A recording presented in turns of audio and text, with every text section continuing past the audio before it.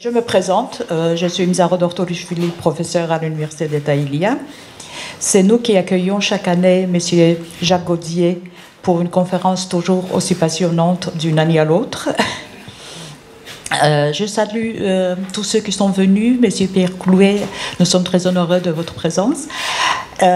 Et je vous passe la parole.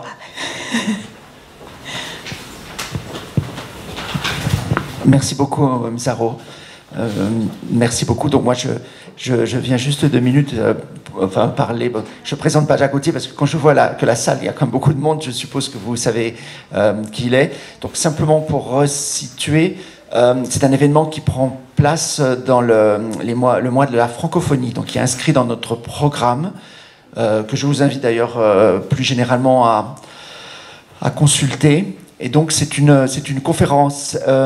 Alors, il y a une petite erreur d'ailleurs dans le programme, parce qu'on a dit les révoltes dans la littérature. M. Gaudier a bien tenu à préciser les révoltes populaires, parce qu'effectivement, l'histoire de France est également ponctuée de révoltes, disons, non populaires. J'en cite quelques-unes. Le 6 février 1934, le duc de Chambord, le boulangisme, la révolution nationale du maréchal Pétain. Vous voyez, donc il y a aussi, on fait bien la distinction dans l'histoire de France entre ce qui est la révolution, la révolte et ce qui est une révolte populaire, quoi.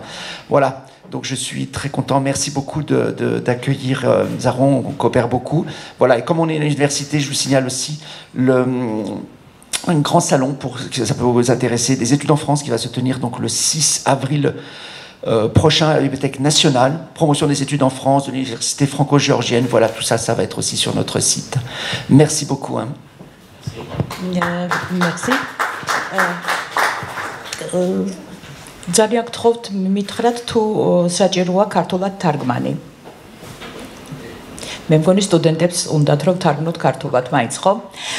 Donc je remercie Anna Gvalia, une ancienne étudiante de l'université, qui a été une très bonne traductrice l'année dernière et elle va continuer aujourd'hui, c'est elle qui va traduire en géorgie. Voilà, moi aussi j'ai plein de merci, Monsieur Clouet bien entendu, ma chère Mzaro, les élèves de l'école du Caucase, avec ou sans professeur, de Marie Brosset également, et puis des visages connus et d'autres moins connus, mais autant aimés de moi-même. Voilà, merci Anna, vraiment je t'oblige à un travail épouvantable. Et puis, on m'a dit qu'il fallait garder le micro, alors que la salle est petite, donc pour des questions d'enregistrement. Certainement, et de publication, j'imagine. Ah, sur YouTube. D'accord. Voilà. Tu veux dire un peu ჩემს სახელის მადლობას მოგახსენებთ. ჩემთვის ძალიან კარგი გამოცდილება იყო წინა წელსაც და დღესაც ბედნიერი ვარ, რომ მომეცა საშუალება ბატონ ჟაკთან ერთად ასე ვთქვათ, თარგმნო ეს სემინარი, ლექცია. ბატონმა ჟაკმა მადლობა გადაუხადა ქალბატონ მზაღოს და ილიას უნივერსიტეტს, ასევე ფრანგული ინსტიტუტის წარმომადგენლებს, დამსწრეებს, კავკასიის ფრანგული სკოლიდან მარი ბროსედან და სხვა მოსწავლეებს. დღევანდელი თემა ეძღვნება სახალხო ამბოხს საფრანგეთში. ეს არის ჩვენი დღევანდელი ლექციის თემა. Voilà, comme M. Clouet vient de préciser, il s'agit bien de révoltes populaires dans la littérature française. Donc je me suis demandé quelles traces ces révoltes se trouvaient dans cette littérature. როგორც ბატონმა პიერ კლუემ აღნიშნა, ჩვენ საუბრობთ არაუბრალოდ ამბოხზე, არამედ სახალხო ამბოხზე ფრანგულ ლიტერატურაში და ვინტერესებით იმით, თუ რა ასახვა პოვა სახალხო ამბოხმა ფრანგულ ლიტერატურაში. J'ai limité ma recherche aux écrivains contemporains des événements. C'est-à-dire, l'événement s'est produit et quelques années plus tard, ils ont écrit. ასე ვთქვათ, შემოვზღუდე ჩემი ლექცია იმ წერილებით, რომლებიც საკუთარ თანამედროვეობაზე წერდნენ. ხდებოდა რაღაც მოვლენები ამბოხებზე, არის საუბარი სახალხო ამბოხებზე, ხოლო ეს წერილები შემდეგ წერდნენ. Donc je commencerai par un préambule, Chrétien de Troyes, écrivain du Moyen Âge, mais c'est une sorte de préambule. შესავალი სახით ერთგვარ პრეამბულას წავუმძღვარებთ ტროას ქრისტიანი შუა საუკუნეების წერილს ეკუთვნის. Puis, si vous regardez la feuille, il y a ensuite 5 écrivains, depuis Madame de Sévigné jusqu'à Émile Zola, c'est-à-dire du XVIIe au XIXe siècle. და შემდეგ მას მოსდევს 3 მწერალი Madame de Sévigné-დან Émile Zola-მდე 17 საუკუნიდან 19 საუკუნის ჩათვლით. Enfin, comme tout bon orateur, j'aurai non pas une conclusion, mais 2 conclusions. და გვექნება არა ერთი, არამედ 2 დასკვნა. C'est très rapide la traduction là. Voilà, donc la littérature n'est pas éloignée de la société. Ce qui se passe dans la vie de tous les jours d'un pays intéresse les écrivains. ლიტერატურა არ არის ყოველდღიური მოვლენებისგან დაშორებული. ის რაც ხდება ყოველდღიურ ცხოვრებაში, აინტერესებთ მწერლებსაც. Même la poésie, on peut penser que la poésie s'occupe des sentiments personnels de l'écrivain. C'est une erreur. Toute littérature est un reflet de l'époque. შეიძლება პოეზიაზე ვიფიქროთ, რომ ეს არის მხოლოდ პოეტის, ავტორის გრძნობებზე, მაგრამ ეს ასე არ არის. ლიტერატურა, მათ შორის პოეზიაც გამოხატავს ეპოქას. Je vais donc commencer ce petit discours avec vous sur Chrétien de Troyes. Nous sommes à l'époque de la reine Tamar, au XIIe siècle, qui est pour la France un très grand siècle artistique. მე-12 საუკუნეში, ასე ვთქვათ, მე-12 საუკუნეში ვართ, საქართველოში ეს არის თამარ მეფის ეპოქა, ხოლო საფრანგეთში დიდი ხელოვნების ეპოქა. On peut penser, donc Chrétien de Troyes a écrit des romans de chevalerie, c'est-à-dire le héros, Lancelot, Yvain, effectue des parcours dans lesquels ils affrontent des dangers dont ils triomphent. წერალი ამ შემთხვევაში ეხება და წერს გმირებზე, იმ პერიოდის გმირებზე, ეგრეთ წოდებულ შევალიეებზე, რომელთა ცხოვრებაში არსებულ გამოწვევებზე საუბრობს და ასევე იმაზე, თუ როგორ იმარჯვებენ ისინი.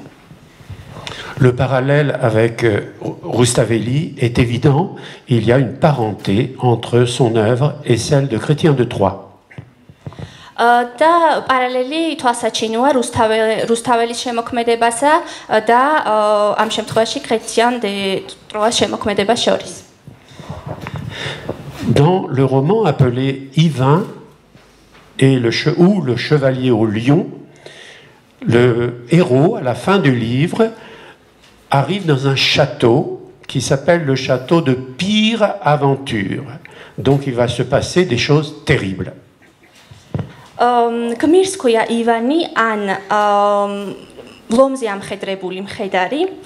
ის მიდის ციხესიმაგრეში, რომელსაც ქვია საშინელი თავგადასავლების ციხესიმაგრე, რაც მიგვანიშნავს იმაზე, რომ საშინელი რაღაცები ხდება ამ ციხესიმაგრეში, შესაბამისად ნაწარმოებში. Il entre cependant dans ce château avec son lion, car il était suivi d'un véritable lion, et il rencontre le roi. თან ახლავს გმირს ივანს, თან ახლავს ვეფხვი ლომი, უბრალოდ ნამდვილი ლომი და ხვდება მეფეს. Le roi a 2 fils. Si le chevalier ne tue pas les 2 fils, il sera tué. მეფეს ყავს 2 შვილი და თუ ჩვენი გმირი არ მოკლავს ორივეს, მას მოკლავენ. Et il découvre une scène étonnante. Dans ce château, il y a 300 jeunes filles mal habillées, sales, misérables, qui doivent tisser des draps. და აღმოაჩენს საკვირველებას ამ ციხესიმაგრეში არის 300 ცუდად ჩაცმული და დაუბანელი ჭუჭყიანი ქალწული, რომლებმაც უნდა დაამზადონ მოქსოვან დროშები. Elles sont prisonnières du roi et de ses 2 fils. elles ne seront délivrées que si quelqu'un tue les deux fils. სამასიო მათგანი არის მონა, ტყვე, მეფისა და მისი ორი შვილის და ისინი არ გათავისუფლებიან მანამ სანამ მეფის ორი შვილი არ მოკვდება. Le chevalier accepte le combat contre les deux fils qui ressemblent à des démons, à des diables, à Satan.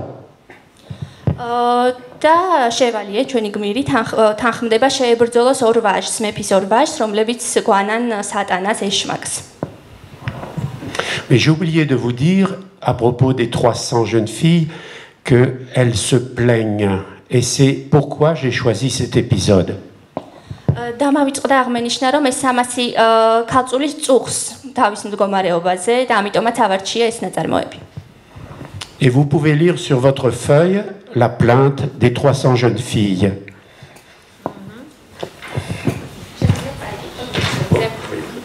შეგიძლიათ წაიკითხოთ ფურცლებზე. მუდმივად აბრეშუმის დროშების ქსოვა, მაგრამ არავით არის ხელფასი. რომ ხელფასი მიუხედავად იმისა, რომ ვმუშაობთ. Regardez les deux derniers vers. Celui pour qui nous travaillons, c'est-à-dire le roi, s'enrichit de nos salaires, s'enrichit de notre peine. En réalité, elle ne touche pas de salaire. Le salaire, c'est la misère. მუშაობენ მეფისთვის, მაგრამ არ იღებენ ხელფასს და მათი ხელფასი, მათი გასამრჯელო ეს არის სიღარიბე.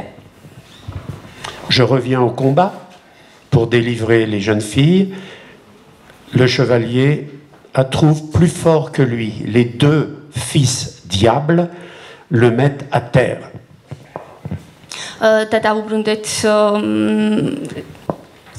Les deux, il ne triomphe pas. Les deux fils le mettent par terre. ის ვერ ახერხებს გამარჯვებას და მეფის ორი ვაჟი, ასე ვთქვათ, მასზე იმარჯვებს. Il va mourir lorsque le lion bondit et tue les deux fils. თუმცა საბოლოოდ მაინც იმარჯვებს გმირი, რადგან მას ამაში ეხმარება ლომი, რომელიც ახლდა. Aussitôt, il délivre les 300 jeunes filles qui peuvent revenir dans leur pays et ne vont pas mourir au travail.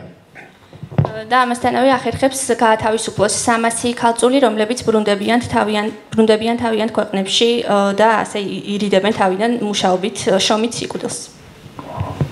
C'est à ma connaissance le plus ancien témoignage de l'injustice sociale à une époque où la soie commence à arriver en Europe et où il y a des pauvres gens qui travaillent pour des riches. ერთ-ერთი უძველესი არის ამ თემაზე მიძღვნილი, რადგან პირველად ჩანს ნაწარმოებში სოციალური უსამართლობა, რომელიც არის ევროპაში და მუშაობენ ადამიანები ანაზღაურების გარეშე. Bien sûr, ce n'est pas une révolte, c'est-à-dire que les 3 jeunes filles n'essaient pas de faire une manifestation, de sortir dans la rue ou de tuer qui que ce soit. ეს არ არის ამბოხი, რადგან ქალწულები არ გამოდიან ქუჩაში, არ აწყობენ დემონსტრაციებს, არ კლავენ. Mais c'est la première fois, je peux peut-être me tromper, qu'un écrivain français parle de la misère au travail. მაგრამ სავარაუდოდ ეს პირველი შემთხვევაა, როდესაც ფრანგი მწერალი საუბრობს სამსახურში ცუდ პირობებზე, სიღარიბეზე. Voilà. On va donc, je peux résumer en disant que nous n'avons pas une révolte populaire, nous avons les plaintes du peuple. ვერ ვიტყვით რომ ეს არის სახალხო ამბოხი, მაგრამ ეს არის ადამიანების უკმაყოფილება, ჩივილი საკუთარ ბედის გამო. Tournons la page et nous arrivons au XVIIe siècle. Le XVIIe siècle connaît des révoltes de différents types, religieuses en particulier, les pauvres protestants qui sont persécutés et qui ne peuvent même pas se révolter, mais l'injustice peut être religieuse.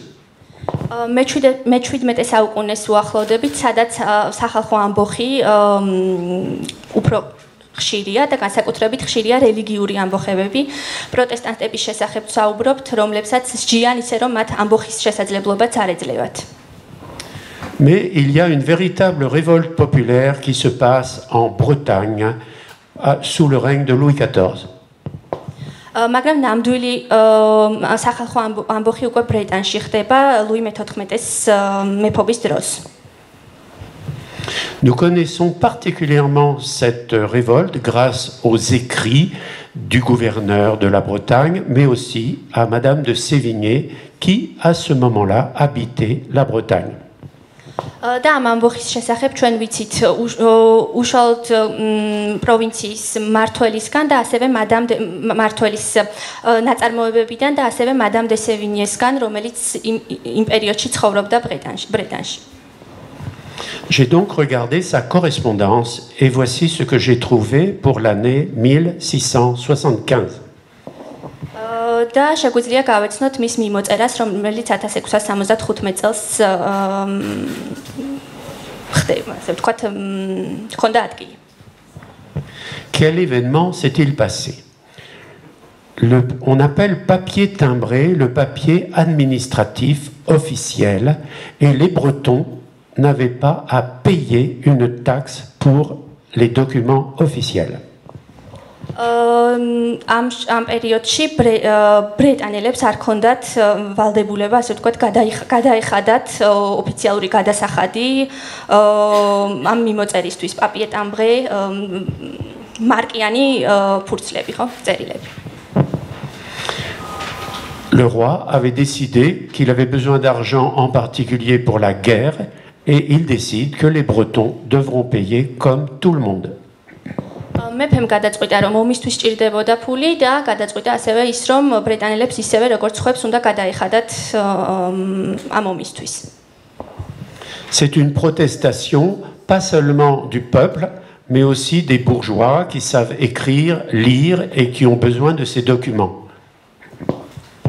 და ეს არ არის მხოლოდ ასე ვთქვათ დაბალი ფენის ამბოხი, ეს არის ბურჟუაზიის ამბოხი, შედარებით მაღალი ფენის ამბოხი, რადგან მათ სჭირდებოდათ ეს დოკუმენტები. Au mois de juillet, Madame de Sévigné écrit la fureur qui agite notre province. J'insiste sur le mot fureur, c'est-à-dire proche de l'hystérie, proche de la conduite animale ou folle. და მადამ სევინიე წერს საკუთარი ბრეტანელი ხალხის მძვინვარებაზე, რომელიც უახლოვდება ცხოველის ქცევას. La révolte est violente surtout dans la ville de Rennes. ამბოხი განსაკუთრებით ძლიერია რენში. Madame de Sévigné écrit en octobre que les mauvais ont fui la ville pour éviter la police.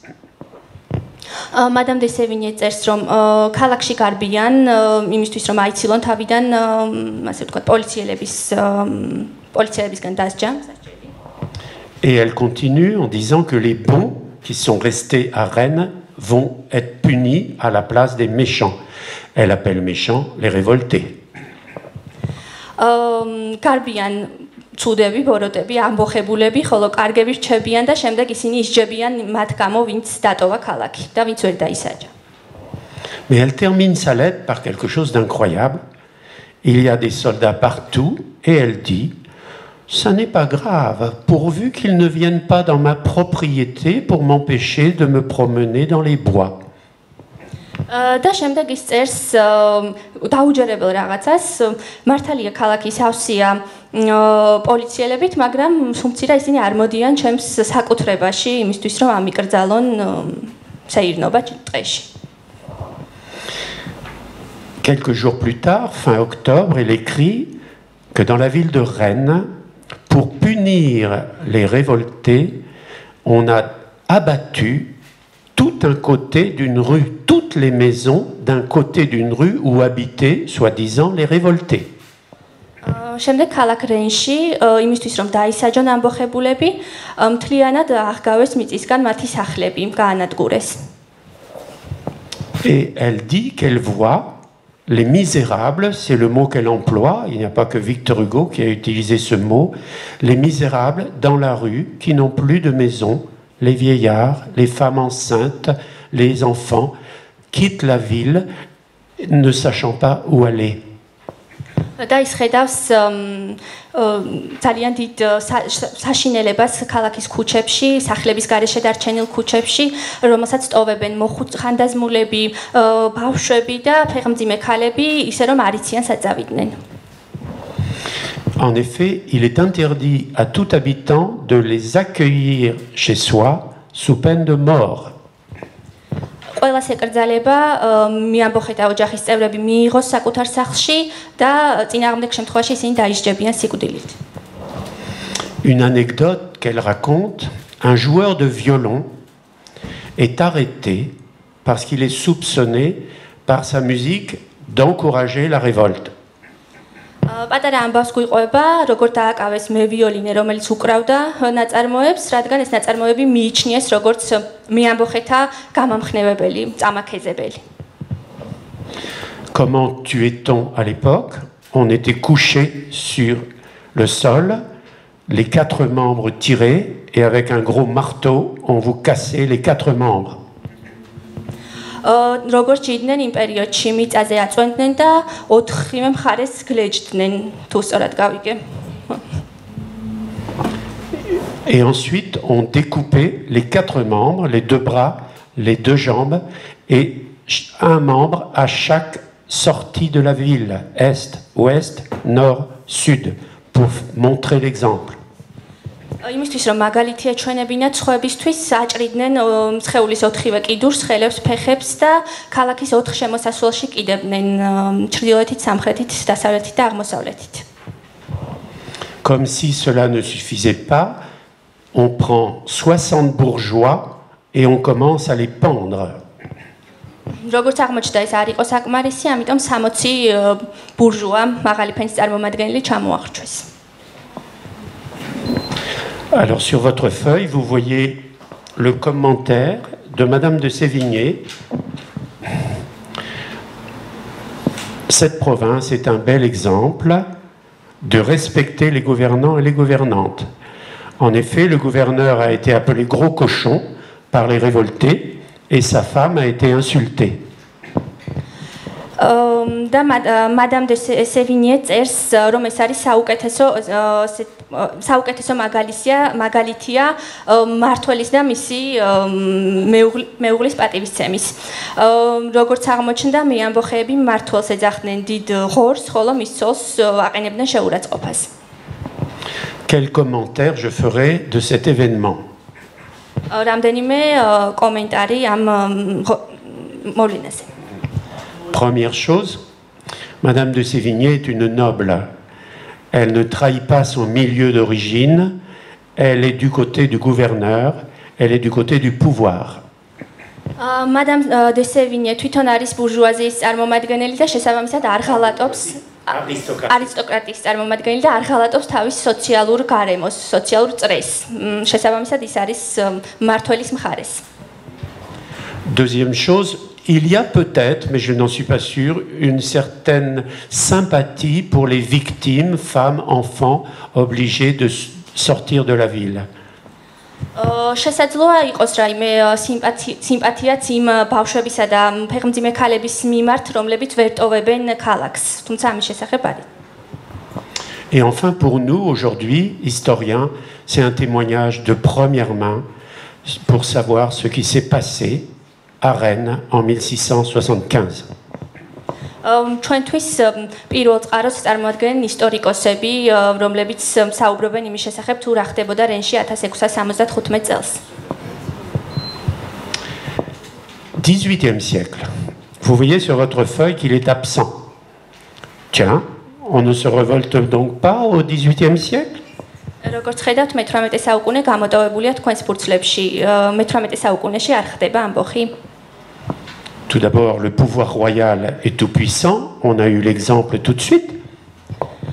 სამეფო ძალაუფლება არის ყოვლის მომცველი, ამის მაგალითი უკვე გქონდა. Mais la révolte se fait d'une autre façon. Elle se fait par les philosophes. Elle se fait par Montesquieu. Elle se fait par Voltaire. Elle se fait par Diderot. Elle se fait par Rousseau. Elle se fait par bien d'autres noms encore. ამბოხი სხვა სახეს იღებს. და ეს არის ფილოსოფოსთა ამბოხი, როგორებიც არიან მონტესკიე, დიდრო, ვოლტერი, რუსო.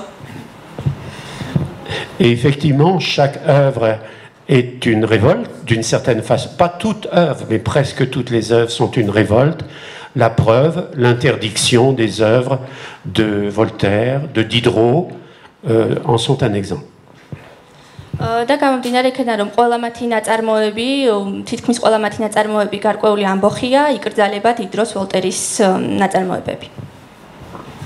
Survient la Révolution française, et c'est vrai qu'à ma connaissance, il n'y a pas de grande œuvre littéraire immédiate sur ce thème, tout simplement parce que chacun est très occupé, soit à sauver sa peau, soit à participer à ce grand moment. საფრანგეთის რევოლუციას რაც შეეხება, ვერ ვიხსენებ, რამდენად არსებობს ამ თემასთან დაკავშირებით მყისიერი, ასე ვთქვათ, გამოხმაურება ლიტერატურული ნაწარმოების სახით, რადგან ყველა დაკავებულია იმით, რომ გადაირჩინოს საკუთარი ტყავი. Il y a bien sûr pour la Bretagne, pour la Vendée, ce qu'on appelle la guerre de Vendée, c'est-à-dire pour des raisons politiques et religieuses, une partie de la population populaire refuse la révolution et refuse le statut des prêtres. რაც შეეხება ბრეტანს, თავისი, ასე ვთქვათ, ბრძოლა აქვს ბრეტანს და გარკვეულწილად უარყოფს არ სურს რევოლუციაში მონაწილეობის მიღება. მათ აქვთ საკუთარი პოლიტიკური და რელიგიური ბრძოლა, ასე ვთქვათ. C'est vrai qu'il y a une grande œuvre sur ce thème, mais elle a été écrite plus de 50 ans après par Victor Hugo, c'est le roman 93. გვაქვს შესანიშნავი ნაწარმოები ამ თემასთან დაკავშირებით, უბრალოდ 50 წლის შემდეგ დაიწერა ვიქტორ ჰიუგოს მიერ და მას ქვია 93. Je préfère parler des Misérables parce qu'ils sont plus proches de l'événement qui s'est produit. მირჩევნია ვისაუბრო საბრალონზე, რომელიც უფრო ახლოს არის მომხდარ მოვლენებთან. Ce livre a été écrit pendant l'exil de Victor Hugo, donc un exil politique, et il va relater les révolutions qui se sont déroulées en France, un peu 1830, mais surtout 1848. ვიქტორ ჰიუგო ამ პერიოდში გადასახლებაში იმყოფება და ის ხვდება იმ მოვლენებზე, რომლებიც ხდებოდა 1830, mais surtout 48. 1848 წლის, განსაკუთრებით 1848 წლის მოვლენებზე. 1848, je rafraîchis vos souvenirs s'il est besoin, c'est la fin de la monarchie en France et c'est une révolution populaire, bourgeoise, intellectuelle aussi, qui va chasser le dernier roi de France. 48 წლის მოვლენებზე გავამახვილებ ყურადღებას, ეს არის მონარქიის, ასე ვთქვათ, მონარქია გადავარდა საფრანგეთში და ამაში მოწვლილი შეიტანეს როგორც ბურჟუაზიამ, ასევე ხალხმა, მოსახლეობამ და უკანასკნელი მეფეც გააქციეს საფრანგეთიდან, ასე ვთქვათ, მოიშორეს. Cette révolution se passe surtout à Paris, un petit peu en province, et c'est une révolution violente avec des morts. განსაკუთრებით მძაფრი არის პარიზში ეს რევოლუცია, მეტნაკლებად პროვინციებში, რეგიონებში და იწვევს არაერთ სიკვდილს, სისხლიანი რევოლუცია. Alors vous connaissez peut-être davantage l'histoire des Misérables, je ne vais pas la résumer. À la fin de l'histoire, une barricade est dressée dans une rue contre l'armée qui représente le roi. არ გავუკეთებ რეზუმეს, ასე ვთქვათ, არ მოყვები მის შინაარსზე, მიზერაბლის საბრალონის ბოლო ნაწილში, პარიზის ქუჩაში არის მოწყობილი ბარიკადი მეფის წინააღმდეგ. Sur la barricade, les insurgés, c'est-à-dire les révoltés, ceux qui veulent un véritable changement, crient « Vive la Révolution, vive la République ». და ბარიკადზე მყოფი ადამიანები, მიამბოხეები ყვირიან გაუმარჯოს რევოლუციას, გაუმარჯოს რესპუბლიკას. Il crie aussi fraternité, égalité. On voit que Victor Hugo est à l'origine de la devise de la France. და ისინი ყვირიან ასევე ძმობა, თანასწორობა. და ვიქტორ ჰიუგო შეიძლება ჩაითვალოს დევიზის ავტორად. Et sur la barricade, il y a aussi une inscription, peut-être étonnante, même pour nous aujourd'hui, vive les peuples. და ასევე ჩვენთვის ცოტა უცნაური, შეიძლება დღევანდელი ეპოქისთვის გაუმარჯოს ხალხს. Non pas vive la France, non pas vive le peuple de France, les peuples. Victor Hugo veut déjà ouvrir les frontières. Tous les peuples doivent s'unir avant que Lénine reprenne ce slogan. არა გაუმარჯოს საფრანგეთს, არა გაუმარჯოს ფრანგ ხალხს, არამედ გაუმარჯოს ხალხს ზოგადად და ვიქტორ ჰიუგო აღებს ხსნის საზღვრებს სხვა ყველა ხალხისთვის, მანამ სანამ ლენინი აიტაცებდა ამ დევიზს. Vous connaissez le personnage de Gavroche, ce petit garçon inventé par Victor Hugo et qui va symboliser le peuple. გავიხსენოთ გავროში პატარა გმირი საბრალონის, რომელიც შექმნა ვიქტორ ჰიუგომ და რომელიც გამოხატავს ხალხს, ხალხის სახეა. Il a trois qualités: la confiance en lui, la débrouillardise et l'humour.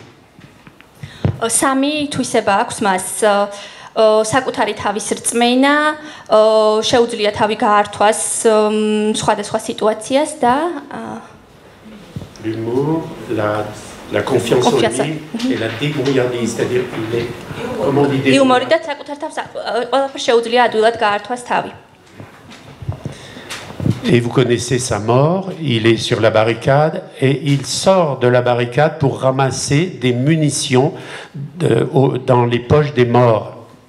და ჩვენ გვახსოვს მისი სიკვდილი, ის იღუპება ბარიკადებზე, უბრალოდ ბარიკადებიდან გამოძვრება იმისთვის, რომ აკრიფოს გარდაცვლილის ჯიბეებიდან გადმოვარდნილი წამალი. ტყვიები. Voilà. Il échappe au tir des soldats une fois, deux fois et finalement il est touché. ერთხელ მეორედ გაიქცევა ტყვიას, გასროლას, თუმცა მესამედ უკვე ვეღარ. Mais l'invention de génie de Victor Hugo, c'est de faire chanter ce petit garçon. ვიქტორ ჰიუგოს გენიალობა სწორედ იმაშია, რომ ის ამღერებს ამ პატარა ბიჭს. Voilà. Je suis tombé par terre, c'est la faute à Voltaire, le nez dans le ruisseau, c'est la faute à... Il est mort. Est-ce que je peux voir? Merci. C'est où? Je suis tombé par terre. Mais Davetsi, c'est la faute à Voltaire, et Voltaire's shetstorm. Cela, c'est le nez dans le ruisseau. Il y a Mitsashi Tsuiri, c'est la faute à quelqu'un. Il me semble qu'ici, nous avons vraiment une révolte populaire, d'abord parce que la barricade, il y a du monde qui représente pratiquement toute la France, et en particulier l'enfant. Et pour Victor Hugo, qui a perdu sa fille, l'enfant, c'est tout. შეგვიძლია ვთქვათ, რომ ეს ნამდვილად სახალხო ამბოხია, იმიტომ რომ უამრავი ადამიანი მონაწილეობს და განსაკუთრებით ბავშვი და ვიქტორ ჰიუგოსთვის ეს მნიშვნელოვანი იყო, იმიტომ რომ მან დაკარგა საკუთარი შვილი, გოგონა.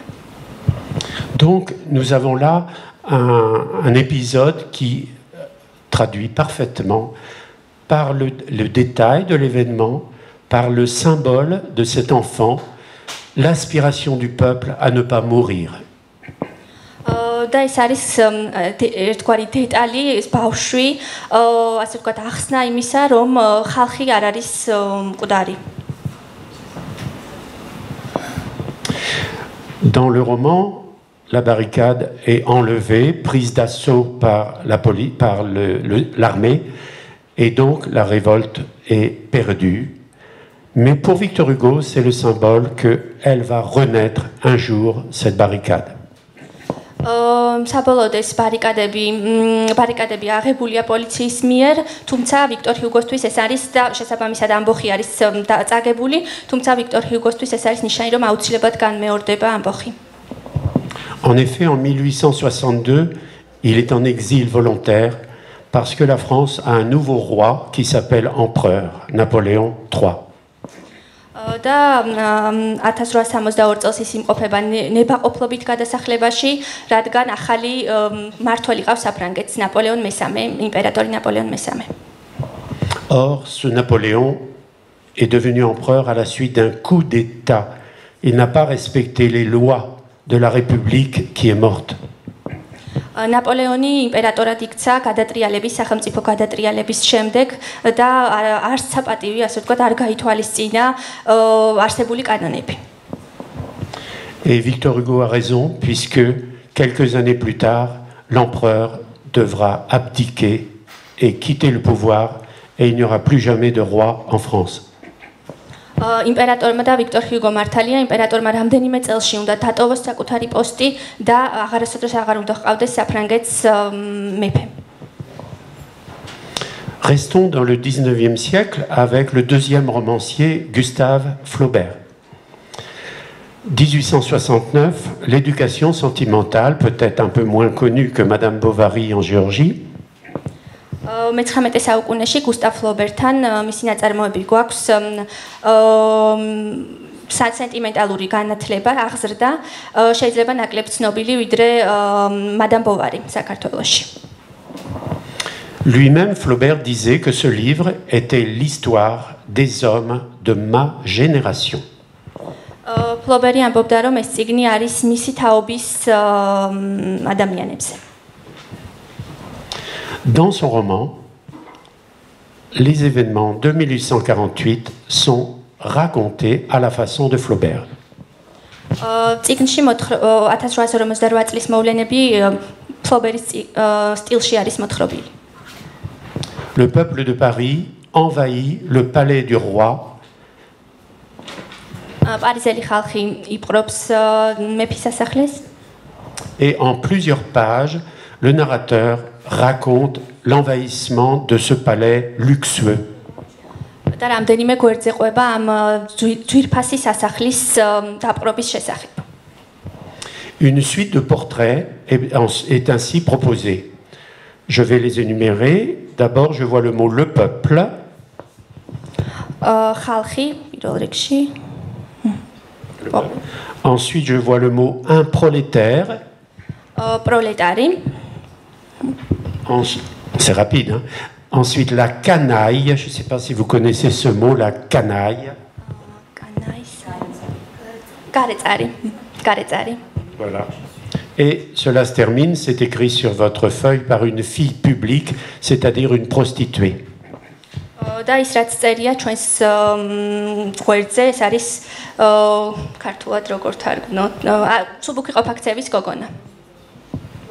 Le narrateur, à propos du peuple, hein, c'est le premier mot que j'ai dit que le peuple chante la Marseillaise en un long mugissement. Alors il faudra bien traduire mugissement. და ხალხი ღერის მარსელიეზას ყმუის. Voilà. Le mugissement, c'est le cri, le chant de la vache. ძროხის ყოილი. C'est-à-dire qu'à la fois, il y a le mot peuple, qui est un mot noble, marseillaise aussi, mais mugissement est dépréciatif. ამ პერიოდში სიტყვა ყმუილი, ბღავილი არის, ასე ვთქვათ, უცხო და მიუღებელი. Et vous avez là tout Flaubert. C'est à la fois description réaliste et à la fois ironie du narrateur. და გვაქვს ფლობერი, რომელიც არის ირონიულიც და არის ის, ვინც გამოხატავს რეალობას, ნამდვილ რეალობას. À propos du prolétaire, le narrateur écrit qu'il ressemble à un magot, c'est-à-dire à un singe. À propos du prolétaire, il dit qu'il ressemble à un singe.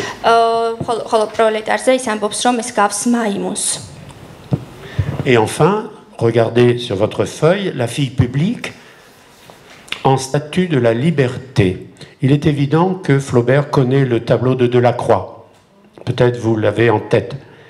Immobile, ça c'est positif. Les yeux grands ouverts. Oui, ça peut être positif, mais effrayante, ça devient dépréciatif. Les fins de phrases, les fins de groupements de mots sont souvent la pensée de Flaubert sur l'histoire, sur la politique. აქ შეიძლება გაგვახსენდეს დელაკრუას სურათი, ტილო,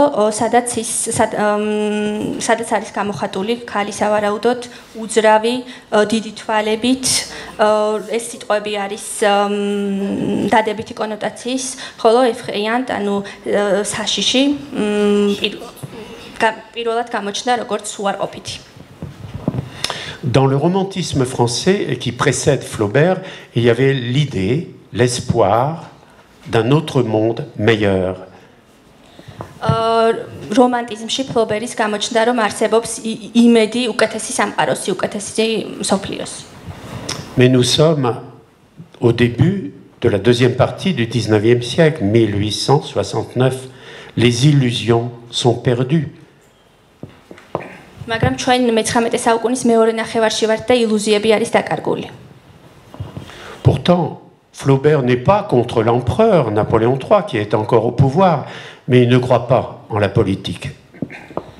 Flaubert არ არის იმპერატორის ნაპოლეონ მესამის წინააღმდეგ, მაგრამ მას არ სწამს, არ სჯერა პოლიტიკის. Il y a donc une désillusion de Flaubert, alors qu'à la même époque, Hugo est plein d'illusions, d'espoir. Comme quoi, à la même époque, deux grands génies de la littérature ont des visions diamétralement opposées. მაშინ როცა Flaubert-ს არ აქვს უკვე ილუზიები, პირიქით ვიქტორ ჰიუგო არის ილუზიებით და იმედებით სავსე ეპოქის ორი უდიდესი ადამიანი დიამეტრალურად განსხვავდება ერთმანეთისგან. Je passe à un troisième romancier qui est moins connu, même en France, qui s'appelle Jules Vallès. და მესამე წერილზე გადავართ, რომელიც ნაკლებ ცნობილია, Jules Vallès. Je l'aime bien tout simplement parce qu'il a fait ses études à Nantes et que j'habite Nantes. განსაკუთრებით მიყვარს, რადგან სწავლობდა ნანტში და მე ვცხოვრობ ნანტში. Et je rappelle que Nantes et Tbilissi sont jumelés. C'est une petite parenthèse publicitaire. ხალხს გავუსვამ, რომ თბილისი და ნანტი მეგობარი ქალაქები, მეგობარი ხო დაძმობილებული ქალაქები არიან. Mais Jules Vallès n'a pas du tout aimé Nantes. თუმცა Jules Vallès საერთოდ არ მოსწონდა ნანტი. Parce qu'il était au lycée principal de la ville, qui s'appelle lycée Clémenceau aujourd'hui, et ça a été la souffrance, la prison. კლემანსოს ლიცეუმში, დღევანდელი კლემანსოს ლიცეუმში სწავლობდა და სინამდვილეში იმ პერიოდში ეს იყო ციხე მისთვის. Il a écrit 3 volumes. Ce que je viens de vous résumer, c'est le volume numéro 1 quand il était, le volume numéro 2 quand il était bachelier. მან დაწერა 3 ნაწილიანი წიგნი, მეორე ნაწილი, როცა ის იყო ბაკალავრის მოსწავლე, სტუდენტი. Le troisième volume s'appelle L'insurgé, c'est-à-dire le révolté. მესამე ნაწილს ქვია ამბოხებული. C'est à la fois une autobiographie et un roman. C'est-à-dire que le personnage principal ne s'appelle plus Jules Vallès, mais visiblement, il a vécu les mêmes événements que l'écrivain. შეიძლება ითქვას, რომ ეს არის ავტობიოგრაფიული ნაწარმოები. მთავარგმნის არ ქვია Jules Vallès, მაგრამ მან გადაიტანა იგივე რაც წერალმა. Ce personnage, il s'appelle Jacques Vintrat, et socialiste, on dirait aujourd'hui. Il est pour un changement de gouvernement pour la commune que je vais vous expliquer. Vintrat, მთავარი გმირი, რომელიც სოციალისტია და არის მეფის სახელმწიფოს წინააღმდეგ, მეთაურის უბრალოდ წინააღმდეგ და მხარს უჭერს კომუნას, რაზეც ვისაუბრებთ. Napoléon III a perdu la guerre contre la Prusse, il est parti et les Prussiens ont envahi le nord de la France.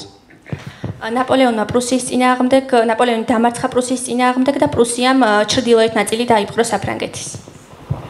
Mais le peuple de Paris refuse l'occupation. Les Prussiens sont tout autour de Paris, n'occupent pas Paris, et le peuple de Paris refuse que les Prussiens entrent dans Paris. პარიზელები წინააღმდეგები არიან, რომ პრუსიელები შემოვიდნენ პარიზში, ისინი მთლიანად პარიზის ირგვლივ არიან განლაგებულები. Donc ils s'arment avec des fusils, avec des canons. Ils s'arment et ils prennent des armes. და იწყებენ შეიარაღებას პარიზელები. Mais aussi, ce n'est pas seulement une révolte contre l'occupation étrangère, c'est une révolte politique intérieure. მაგრამ ეს არ არის მხოლოდ ოკუპაციის წინააღმდეგ მიმართული ამბოხი, ეს არის შიდა პოლიტიკის წინააღმდეგ მიმართულიც. Bien sûr, il y a un nouveau gouvernement français, mais qui discute avec les Prussiens. ახალი მთავრობა ყავს საფრანგეთს, რომელიც დისკუსიებს მოლაპარაკებებს აწარმოებს პრუსიელებთან. Et le peuple de Paris, qui s'appelle la Commune, refuse ce gouvernement provisoire de la France. ხოლო ის ხალხი, რომელიც კომუნის წევრები, პარიზის კომუნის მოსახლეობა, წინააღმდეგ არის მთავრობის, გარდამავალი მთავრობის. Voilà. Alors attention, parce que j'entends le mot communiste, que je ne connais pas le géorgien, ça n'est pas des communistes. C'est pas communiste, c'est la commune, en géorgien également, commune. Voilà. Les communistes en France n'existent pas encore.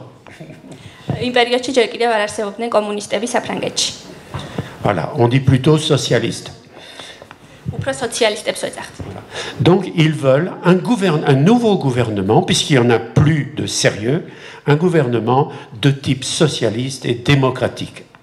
და მათ უნდათ ახალი ტიპის მთავრობა, რომელიც უფრო სოციალისტური და დემოკრატიული იქნება. Donc le héros du livre, Jacques Vintras, est favorable à la commune, il se bat, il assiste à toutes les réunions pour la nouvelle politique. ჟაკ ვანტრა გმირი კომუნის მომხრეა და ყველა შეხვედრას ესწრება, ყველა შეკრებას ესწრება ახალი პოლიტიკისთვის. Bien sûr, comme dans toute discussion politique, tout le monde n'est pas d'accord. როგორც ხდება ხოლმე პოლიტიკურ დისკუსიებში, ყველა არ არის ერთ აზრზე. Il y a ceux qui, ayant pour modèle Robespierre et la fin de la Révolution française, voudraient un pouvoir fort. რობესპიერის, ასე ვთქვათ, მომხრეები და მისი იდეის გამტარებლები, ვისაც სურთ უფრო ძლიერი და ყოვლისშემძლე მთავრობა. Et une chose qui rappellera une expression pour les Géorgiens, ils voudraient la dictature du peuple. Ça va? Merci. და მათ სურთ ხალხის დიქტატურა, რაც ასევე საინტერესო იქნება ქართველებისთვის. Mais Jacques Vintras n'est pas d'accord. Il voudrait une démocratie sociale. თუმცა ჟაკ ვანტრა არ არის თანახმა, მას უნდა სოციალური დემოკრატია. Mais finalement, ce sont les Prussiens et le gouvernement provisoire qui vont gagner et qui vont faire disparaître la commune. საბოლოო ჯამში კი პრუსიელები და მთავრობა იმარჯვებს, რომლებიც ასე ვთქვათ, გააქრობენ კომუნას. La répression sera terrible. Des milliers de Parisiens seront exécutés à Paris. შურისძიება იქნება საშინელი, ათასობით პარიზს დასჭიან. Mais Jacques Vintras, comme Jules Vallès d'ailleurs, réussiront ou réussira à s'enfuir avant la répression. ხოლო ჟან ვანტრა ისევე როგორც ჟულ ვალესი მოახერხებს გაქცევას იმისთვის რომ თავი აარიდოს რეპრესიებს. Sinon, nous n'aurions pas le livre, bien sûr. ასე რომ არ მომხდარიყო, წიგნიც არ გვექნებოდა.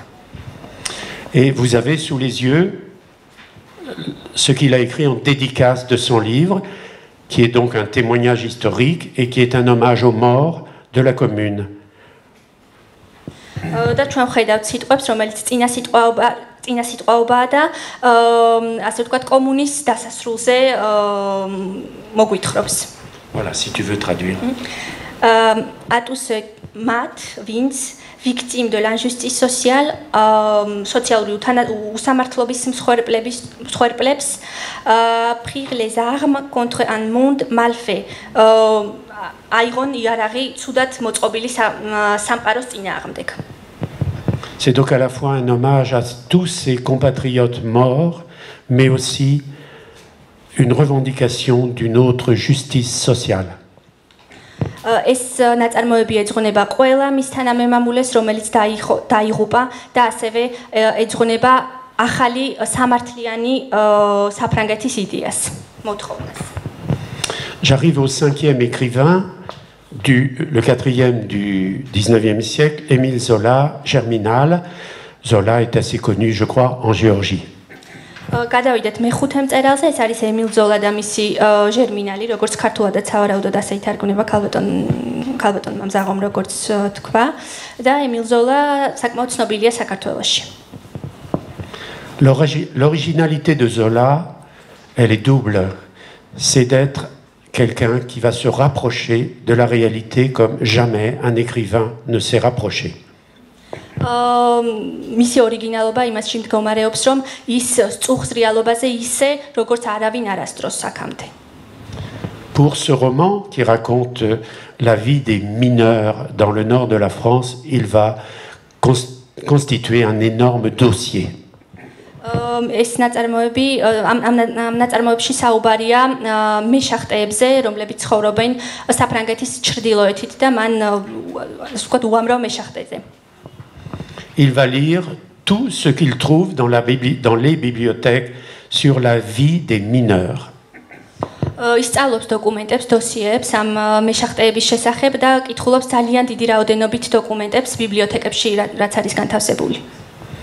Et il va, ce qui est nouveau, aller sur les lieux là où il y a des mines dans le nord de la France. და ასევე სიახლეა ის, რომ ის ადგილზე მიდის და იქ, ასე ვთქვათ, მაღაროებში მიდის და იქ სწავლობს სიტუაციას, იქ აკვირდება. Puis, il va écrire son roman, car c'est un roman, ce n'est pas une enquête sociologique. ეს წერს თავის რომანს, ეს არ არის სოციოლოგიური ანკეტა. Mais c'est quand même aussi de la sociologie. თუმცა შეიძლება ითქვას, რომ სოციოლოგიაც არის. Il est donc à la fois, on pourrait dire, un scientifique et un littéraire.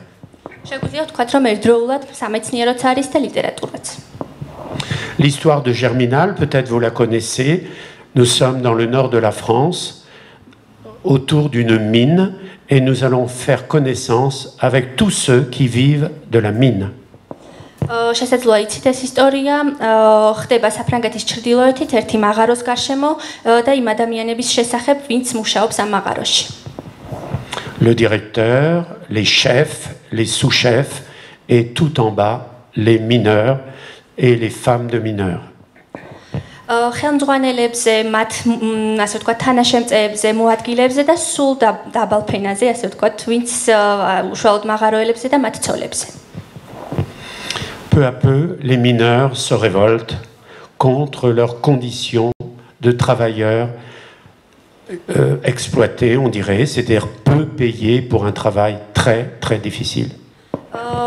მაღაროელები ცდილობენ აჯანყებას, უბრალოდ აჯანყდებიან ცუდი სამუშაო პირობების გამო და ძალიან დაბალი ხელფასის გამო იმ საქმისთვის, ძალიან რთული საქმისთვის, რომელსაც მათ უხდიან. En cachette, ils se réunissent, ils quittent la ville et ils vont dans une forêt pour parler. მალულად იკრიბებიან, მიდიან ქალაქიდან და იკრიბებიან ტყეში იმისთვის რომ ისაუბრონ. Le narrateur écrit que 3000 charbonniers se réunissent en silence. Charbonniers parce qu'ils travaillent dans le charbon. 3000 მწერალი წერს რომ 3000 მენახშირე იკრიბება და მენახშირე იმიტომ რომ ისინი მუშაობენ ნახშირთან მაღაროელები. Et souvenez-vous de Flaubert qui parlait d'un mugissement. Là, le narrateur dit qu'on entendait un grondement. Ce n'est pas le même mot. Mugissement, grondement. და პირველ შემთხვევაში ფლობერი გავიხსენოთ, როდესაც ის საუბრობდა ყმუილზე და ამ შემთხვევაში საუბრობს სიტყვაზე, რომელიც არ ვიცი. Comme le tonnerre. გრგვინვა. მადლობა. განსხვავება ხმისა და Vous voyez que la différence, Zola admirait Flaubert, mais leur perspective est différente. ზოლა აღმერთებდა ფლობერს, მაგრამ მათი პერსპექტივები სხვადასხვაა. Le grondement, c'est le grondement du tonnerre, c'est aussi le grondement d'une foule qui proteste. გრუხუნი ეს არის ჭექაქუხილის ხმაც და ეს არის ხმაც რომელიც აპროტესტებს, ხალხის ხმა რომელიც აპროტესტებს. Et on entend ce cri, justice, il est temps, justice. სამართლიანობა, il est temps. Justice, il est temps. Il est temps. It is time. Il est temps. Justice. სამართლიანობა, დროა, სამართლიანობა. La grève est décidée. Il y a parmi eux des mineurs plus formés politiquement et qui expliquent que seule la grève est la solution. გაფიცვა გადაწყვეტილია მეშახტეებს შორის, მეღაროლებს შორის არიან პოლიტიკურად უფრო გათვითცნობიერებულებიც, რომლებიც ამბობენ, რომ გაფიცვა არის ერთადერთი გზა. Les mineurs vont défiler sur leur lieu de travail devant la maison du directeur et de sa famille. მაღაროლები გამოდიან საკუთარი სამუშაო ადგილის წინ და უფროსის და მისი ცოლის სახლის წინ. Et ils vont avoir un nouveau mot d'ordre, du pain, du pain, du pain. და ახალ სიტყვას ამბობენ, ახალი შეძახილი აქვთ, პური, პური, პური. La femme du directeur, qui a peur, dit « Oh, les gueux !» Les gueux, et c'est un mot peut-être difficile à traduire, les gueux, c'est évidemment très dépréciatif. Je ne sais pas comment on peut traduire les gueux. Ça veut dire qu'ils sont à la fois mal propres, mal polis, mal éduqués, pas de dignité. და ცოლი, უფროსის ცოლი, რომელიც შეშინებულია ყვირის ბინძურები. Peut-être. Voilà. La description du cortège continue. Et en particulier, Zola commence par les femmes, en disant que les femmes avaient les cheveux dénoués, avaient des guenilles, c'est-à-dire des vêtements de pauvres, et des nudités de femelles.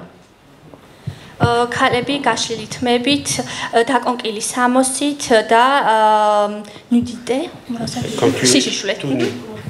Nudité de femelle. Femelle. Comme un animal, la femelle d'un animal. Et voilà que soudain, Flaubert réapparaît. J'ai une amie qui a fait une thèse sur Zola et qui me disait qu'effectivement, pendant longtemps, on a dit que Zola, c'était l'homme de gauche, l'homme pour une révolution sociale, mais il est plus ambigu que cela. ჩემ მეგობარი, რომელიც ზოლაზე წერდა თავის სადოქტორო ნაშრომს, ამბობდა, რომ ზოლა თავიდან იყო მემარცხენე სოციალისტი, თუმცა ის ბევრად უფრო, ასე ვთქვათ, ორმაგი გაურკვეველი არის, დაზუსტებით ვერ ვიტყვით. ფუნდოვანი. Quand on parle d'une femme en France, on ne dit pas une femelle, on dit une femme. როცა ქალზე ვსაუბრობთ, საფრანგეთში არ ვამბობთ მდედრს, ვამბობთ ქალს. Donc nous avons la même chose que Flaubert. Il ne peut pas s'empêcher d'un jugement dépréciatif, d'une ironie qui casse l'idée glorieuse de la grève. და ამ შემთხვევაში ზოლა იყენებს სიტყვას, რომელიც ისევე როგორც ფლობერთან არის შეურაცხმყოფელი და ამბოხის, უბრალოდ გაფიცვის იდეას აკნინებს. Puis vous avez la citation qui est sur votre feuille. Le défilé continue et Anna va vous traduire les yeux brûlants, etc. მანათობელი თვალები და ვხედავთ მხოლოდ პირის ღრუს, რომელიც მღერის მარსელიეზას. On retrouve, vous voyez, la Marseillaise dans les trois œuvres de Hugo, de Flaubert, de Zola, qui est le symbole de la Révolution de 1789. და ჩვენ ხედავთ მარსელიეზას სამ ნაწარმოებში, სამ წერალთან, ჰიუგოსთან, ზოლასთან და ფლობერთან და მარსელიეზა ეს არის რევოლუციის სიმბოლო. Le défilé se termine par une très belle image originale de la part de Zola. Je n'ai pas eu la place de l'écrire. და მთავრდება წიგნი ძალიან ლამაზი სურათით, ფლობერის მიერ, ზოლას მიერ დაწერილი ძალიან ლამაზი სურათით. Je vous résume cette chose. Au-dessus des têtes de ceux qui défilent apparaît une hache. მათ თავის ზევით ვინც გამოდის აპროტესტებს გამოჩნდა ნაჯახია, ნაჯახი. Une hache toute droite comme un drapeau. სწორად აღმართული ნაჯახი, ისევე როგორც დროშა. Mais la phrase se termine en disant qu'elle ressemble à un couperet de guillotine. თუმცა ის გავს გილიოტინის საჭრელსაც. Là, il n'y a plus d'ironie. Il y a visiblement, par cette belle image, un espoir qu'il va falloir que ça change, même si le sang coule. აქ უკვე აღარ არის ირონია და ეს არის იმედი იმისა, რომ რაღაც შეიცვლება მიუხედავად იმისა, დაიღვრება თუ არა სისხლი.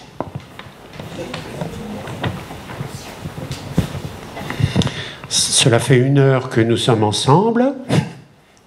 უკვე 1 საათია რაც ერთად ვართ. Le temps est venu de conclure. Donc je vous avais annoncé 2 conclusions. დროა გავაკეთოთ დასკვნა და მე თქვენ 2 დასკვნის შესახებ გესაუბრეთ. La première, comme tout bon élève qui fait une dissertation, un commentaire composé à un sujet d'invention, c'est quand même d'avoir un bilan de tout ce qu'on a dit. ისე როგორც ამას გააკეთებდა კარგი მოსწავლე, კარგი სტუდენტი, გავაკეთოთ ერთგვარი შეჯამება ყველაფრის რაც მოვისმინეთ. Première synthèse, c'est que les écrivains sont fidèles bien sûr à leurs idées, les points de vue divergent. პირველი რაც შეგვიძლია ვთქვათ არის ის, რომ მწერლები არიან ამაყები საკუთარი მსოფლმხედველობით, საკუთარი წარმოდგენით. განსხვავებული შეხედულებებით. Voilà. Pour des raisons sociologiques, Flaubert et Madame de Sévigné, l'un est bourgeois, l'autre est noble, ont des positions réactionnaires conservatrices. Sociologis თვალთახედვით, Madame de Sévigné's და Flaubert, vous avez dit, ერთი ბურჟუაზიის წარმომადგენელია, ხოლო მეორე მაღალი ფენის აქვთ კონსერვატიული შეხედულებები. Le cas de Victor Hugo est très intéressant. Vous savez peut-être qu'au début de sa vie, il était royaliste, il était conservateur. Et quand il a vu la misère du peuple, il est devenu progressiste.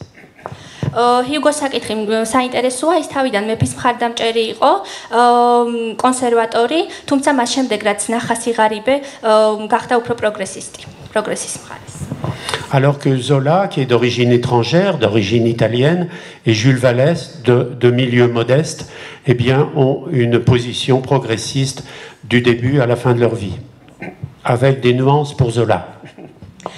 Zola, რომელიც იტალიიდან იყო, ხოლო ჟულ ვალესი საშუალო ფენის წარმომადგენელი, მათ უფრო პროგრესული შეხედულებები ჰქონდათ, პროგრესისტები იყვნენ. Ça, c'est la première synthèse. La deuxième synthèse, c'est que ce sont des artistes. ეს არის პირველი სინთეზი, პირველი შეჯამება, მეორე ის არის რომ ისინი არიან ხელოვანები.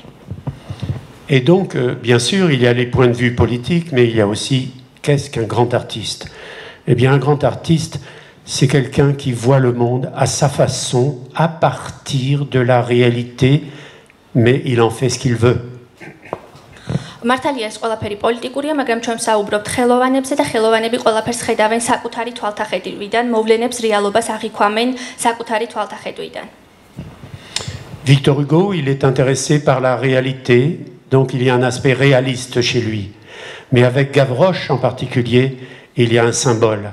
Donc il n'est ni un symboliste, ni un réaliste, il est un artiste qui se bat sur plusieurs fronts. Victor Hugo უფრო რეალიზმით არის დაინტერესებული, მაგრამ თუ გავროშზე ვიტყვით ეს სიმბოლოა. ვერ ვიტყვით რომ Hugo არის სიმბოლისტი ან რეალისტი, ის არის ხელოვანი, რომელიც თავისი თვალთახედვით მოგვითხრობს. Et c'est très intéressant Flaubert et Zola.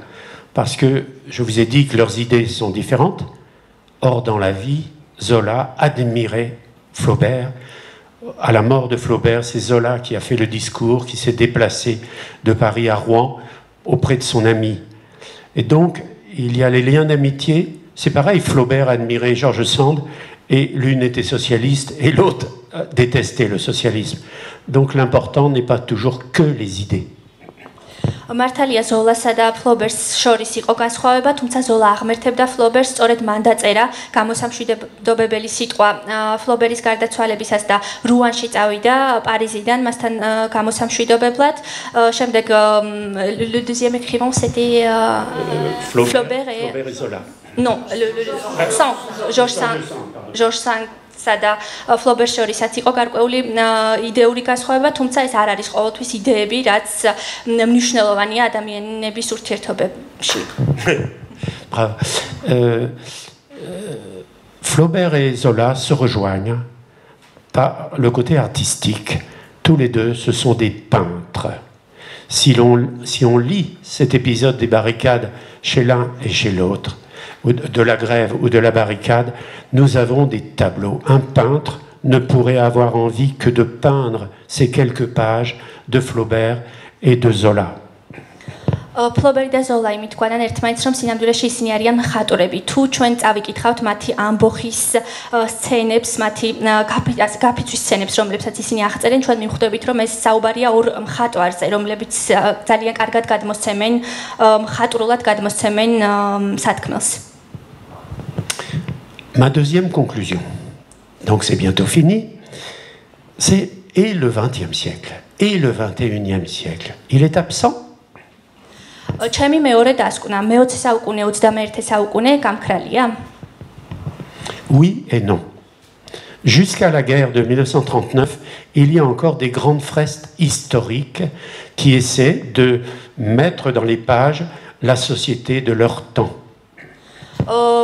კიც და არაც 1939 წლამდე მეორე მსოფლიო ომის დაწყებამდე კიდევ არის რაღაც მოვლენები, რომელიც იმ ეპოქას ასახავს. Je vais citer 3 noms, mais il y en a d'autres, d'écrivains qui ont écrit plusieurs volumes avec souvent les mêmes personnages et qui décrivent un état de la société française de cette époque. სამ წერალზე ვიტყვით, რომლებმაც სხვადასხვა რამდენიმე ნაწილი დაწერეს და იმ ეპოქის ფრანგებზე საუბრობენ. Je dis les noms auxquels j'ai pensé: Jules Romain, Georges Duhamel, Roger Martin Dugard.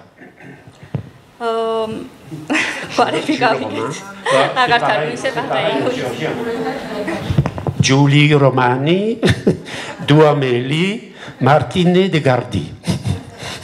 Excusez-moi, c'est stupide ce que je viens de faire. Mais je crois, revenons sérieux, je crois que là, il y a eu une grande révolte populaire en France, c'est mai 68. J'ai cherché des grandes œuvres littéraires écrites peu de temps après. Je n'ai rien trouvé comme grande œuvre dans le roman en particulier. Il y a quelques nouvelles, c'est vrai, mais pas de grandes œuvres telles que celles que j'ai signalées au XIXe siècle. 1968 წელს არის ხო 1968 წლის მოვლენები საფრანგეთის მოვლენების შესახებ ვეძებე თუმცა ვერ ვიპოვე რაიმე განსაკუთრებული ნაშრომი ამ თემასთან დაკავშირებით არის რამდენიმე მაგრამ მნიშვნელოვანი არაფერი J'ai cherché une explication, je vous en propose une, peut-être qu'elle ne tient pas. Tout d'abord, j'ai vu quelques témoignages d'écrivains vivants aujourd'hui, Philippe Solers, Daniel Salnave, etc., en disant, Annie Ernaux aussi, en disant qu'ils ont été marqués par mai 68, mais ça n'est pas le sujet direct de leur œuvre. მაქვს ამის ახსნა, რომელიც შეიძლება არც იყოს სწორი. რამდენიმე მწერალია, რომლებიც ასე ვთქვათ, მოწმენი იყვნენ იმ მოვლენების, თუმცა ისინი პირდაპირ არ წერენ ამ საკითხზე. Leur écriture peut-être a été changée, c'est ce que dit Philippe Solers. J'écris autrement depuis mai 68. მათი შემოქმედება შესაძლოა შეიცვალა. მაგალითად, ერთ-ერთი მწერალი ამბობს, რომ მისი შემოქმედება შეიცვალა 1968 წლის შემდეგ. Et Annie Ernaux dit une chose très belle, elle dit que en mai 68, on ne savait pas ce qui allait se produire. C'est comme dans une rencontre amoureuse. ხოლო აღნო ერთ-ერთი მწერალი Annie Ernaux. ანი ერნო ამბობს რომ უბრალოდ არ იცოდნენ როგორ განვითარდებოდა 1968 წლის მოვლენები ეს გავდა სასიყვარულო შეხვედრას. Mais pour quelle réponse j'ai à la question que j'ai posée? Pourquoi pas de grandeur? Eh bien, aujourd'hui, ça n'intéresse plus les grandes œuvres. On ne croit plus aux grandes idéologies. შესაძლოა ამის მიზეზი ის იყოს რომ უკვე აღარ ვინტერესდებით დიდი იდეებით, დიდი ნაწარმოებებით. Les romans, par exemple, si je parle des romans, la plupart ont des sujets nombrilistes. თუ ვისაუბრებთ რომანებზე, შეგვიძლია ვთქვათ რომ მათ აქვთ თემატიკად Nombriliste, ça veut dire qui concerne moi uniquement. მხოლოდ ერთ ადამიანს ეხება საკუთარ პიროვნებას. En particulier, grâce à la psychanalyse, grâce à la sociologie, on voit autrement soi par rapport aux autres. Psychoanalyse, sociologie, წყალობით საკუთარ თავს ვხედავთ სხვანაირად, სხვების წყალობით. Et puis il y a des nouveaux problèmes, qui ne sont pas des problèmes, pardon. Et il y a une nouvelle société. ახალი პრობლემებია შეიძლება არც არის პრობლემები, არის ახალი საზოგადოება. La femme aujourd'hui n'est plus ce qu'elle était dans les sociétés passées, où elle était image, mais elle n'était pas l'égale de l'homme. ქალი აღარ არის ის რაც იყო ადრე, ის არ არის სურათი, ის არის მამაკაცის თანასწორი. On ose davantage connaître et parler de la sexualité. ვბედავთ და გვაქვს გარკვეული ცოდნა სექსუალობის შესახებ. L'homosexualité n'est plus un tabou en France, du moins presque. ჰომოსექსუალობა აღარ არის ტაბუ საფრანგეთში, ან თითქმის აღარ არის. Et donc, ce sont un visage de la société qui a changé, et la littérature aujourd'hui en France est souvent centrée sur les problèmes de la condition de la femme, de qui suis-je vraiment par rapport aux autres. და შესაბამისად შეიცვალა საზოგადოება და შეიცვალა ფრანგული ლიტერატურაც. დაინტერესებულია ქალების საკითხებით. Donc c'est ce que j'appelais la littérature nombriliste. Ça n'est pas forcément négatif dans ma bouche, mais c'est vrai que c'est au détriment d'une vision plus large des problèmes collectifs. როცა ვსაუბრობ პირად ლიტერატურაზე, კერძო ლიტერატურაზე, ეს ხდება კოლექტიური, ასე ვთქვათ, საჯარო ლიტერატურის ხარჯზე. Anna Didimadlova. Merci à vous. Si certains veulent poser quelques questions, mais si certains sont pressés, vous pouvez bien sûr sortir. Ah, Monsieur Morière peut-être. Attends, donc peut-être certains voudraient partir. N'hésitez pas. თუ გაქვთ სურვილი უკვე დატოვოთ შეხვედრა, შეგიძლიათ თუ კითხვები გაქვთ, გისმენთ. Oui, plein de choses à dire. Merci d'avoir fait ce retour en arrière. Par rapport à Zola, sur cette expression de femelle, je ne suis pas d'accord avec votre analyse. Je pense que quand tu lis Germiac, quand tu lis Zola en général, cet romancier naturaliste, et l'homme c'est la nature ça peut être les animaux, il y a tout un mélange, une force. Et les manifestants, c'est une force primitive, ils gueulent, ils sont en colère, ils vont renverser, d'ailleurs ils vont tuer, ils vont se faire tuer. Et l'aspect femelle, c'est l'aspect lionne pour moi. Et donc c'est pas du tout péjoratif. Voilà mon point de vue. Alors tu as tout à fait raison avec le naturalisme, c'est-à-dire que la frontière entre l'animal et entre la nature en général et l'humain s'efface. Et qu'il y a effectivement une parenté, je pense à la faute de l'abbé Mouret par exemple, mais je ne suis pas sûr que parlant de sa femme, il parle d'une femelle. Je ne suis pas sûr que ça soit totalement innocent quand même. Mais je pense... non, mais oui, c'est une figure de roman et pas sa femme. Donc mon exemple n'est pas tout à fait juste, mais je pense qu'on peut l'interpréter des deux façons à la fois. La misogynie de Zola n'est peut-être pas inexistante. Simplement, je dis que Zola est allé en prison pour ses idées. Je connais pas. Oui, mais c'est pour Dreyfus, c'est autre chose, ça. C'est Dreyfus. Ah oui, oui, Anna va vous travailler. დაისვა კითხვა უბრალოდ არ დაეთანხმა ბატონი non ça j'ai compris Christian ბატონი კრისტიანი არ დაეთანხმა მომხსენებელს იმასთან დაკავშირებით რომ ზოლა ამ სიტყვით მდედრი შეურაცხყოფს იმ ქალებს რომლებიც მონაწილეობენ ამბოხში პირიქით სიშიშვლე ის არის ნატურალისტი შესაბამისად ცხოველური და ადამიანური საწყისები ერთმანეთთან ძალიან ახლოს არის ხოლო ის მიამბოხები ის მანიფესტანტები რომლებიც გამოდიოდნენ ამ ამბოხისას ნამდვილად უახლოვდებოდნენ თავიანთი ქცევით ცხოველებს ყვიროდნენ და ასე შემდეგ ამიტომ ვერ ჩავთვლით რომ ის არის მიზოგინი ასე ვთქვათ და ამას იყენებს იმიტომ რომ შეურაცხყოს ან იდეა დააკნინოს რაზეც ბატონ გოჯიეს აქვს განსხვავებული შეხედულება და თვლის რომ ის ასე თავის საკუთარ ცოლს არ მიმართავდა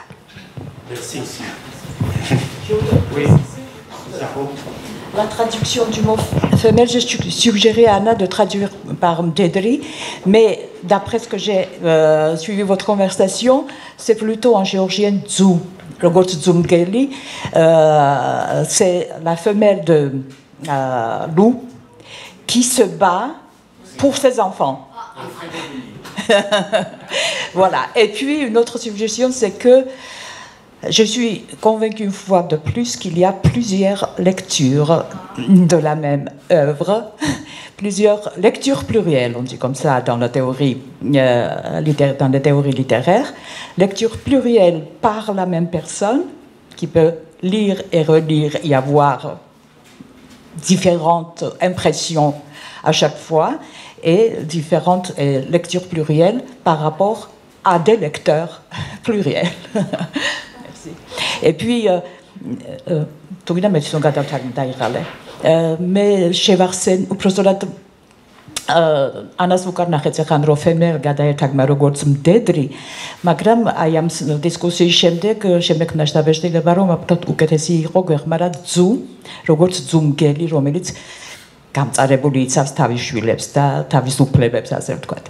და ამავდროულად კიდევ დავწმუნდი იმაში, რომ არსებობს ეგრეთ წოდებული მრავალჯერადი კითხვა, როდესაც ერთი და იგივე ადამიანი კითხულობს ერთი და იგივე ნაწარმოებს მრავალჯერ და ყოველჯერზე სხვადასხვა შთაბეჭდილება შეიძლება შეექმნას და აგრეთვე მრავალჯერადი კითხვა, როდესაც რამდენიმე ადამიანი კითხულობს ერთი და იგივე ნაწარმოებს და ყველა სხვადასხვაერად აღიქვამს მას იმის მიხედვით, როგორი გამოცდილება აქვს. On parle aussi de l'expérience intertextuelle quand on parle de la lecture plurielle de l'œuvre. Merci. Il y a une autre question. Et puis, votre discours sur Les Misérables m'a rappelé, je te racontais tout à l'heure, nous avons monté en 2000 un spectacle, une comédie musicale, Les Misérables, qui a eu beaucoup de succès, et je regrette de ne pas avoir l'enregistrement. Merci pour ta conférence. S'il y a encore des questions, s'il vous plaît, ou... Merci beaucoup pour cette conférence qui va à la fois qui fait l'aller-retour entre l'histoire et la littérature. Je crois que c'est vraiment ce qu'on attend dans le cadre d'un événement dans une université, un moment de la francophonie. Merci beaucoup. J'ai juste une petite frustration sur le XVIIIe siècle. Mais c'est vrai que c'est un parti pris de parler des foules en colère. Je crois qu'il y a quand même en littérature, il me semble, Beaumarchais. C'est-à-dire qu'il y a une révolte qui prend une coloration individuelle avec Figaro, mais qui est extrêmement pour moi importante, non seulement dans la littérature, mais aussi dans tout ce qui est la sociologie moderne. C'est toute la critique de la naissance, de l'héritage, des inégalités entre les riches et les pauvres liées à la naissance, qui est peut-être un mystère et l'un des plus grands scandales, peut-être les incidences que peut avoir la naissance sur l'ensemble de la vie des gens, quoi. Oui, c'est vrai que je n'avais pas pensé à Beaumarchais. Bien sûr, c'est une révolte individuelle, mais comme Gavroche, d'une certaine façon, il est représentatif d'un état de société à la veille de la Révolution. ბატონმა კლუემ მე-18 საუკუნეზე ისაუბრა, მე-18 საუკუნეში ეს არის ასე ვთქვათ სოციოლოგიის და ლიტერატურის რეფლექსია იმ პრობლემებზე, რაც იმ პერიოდს უკავშირდება. Et je reprends dans cette pièce, la révolte la plus forte, c'est Suzanne, c'est pas Figaro. C'est-à-dire c'est une femme qui a compris le manège du noble. Et son mari est benêt, innocent, au début n'a rien compris. Et donc c'est une pièce féministe entre guillemets qui est extraordinaire et assez rare, rien que pour le personnage de Suzanne. ბატონმა კლუემ ფიგაროზე ისაუბრა, ხოლო ბატონმა გოდიემ დაამატა, რომ იმ პერიოდში გვყავს პერსონაჟი სუზანი, რომელიც არის ფემინისტი და იმ პერიოდისთვის არის საკმაოდ უცხო. D'ailleurs, je m'adresse aux élèves du Caucase, il est à votre programme, hein, le mariage de Figaro. Donc pensez à Suzanne.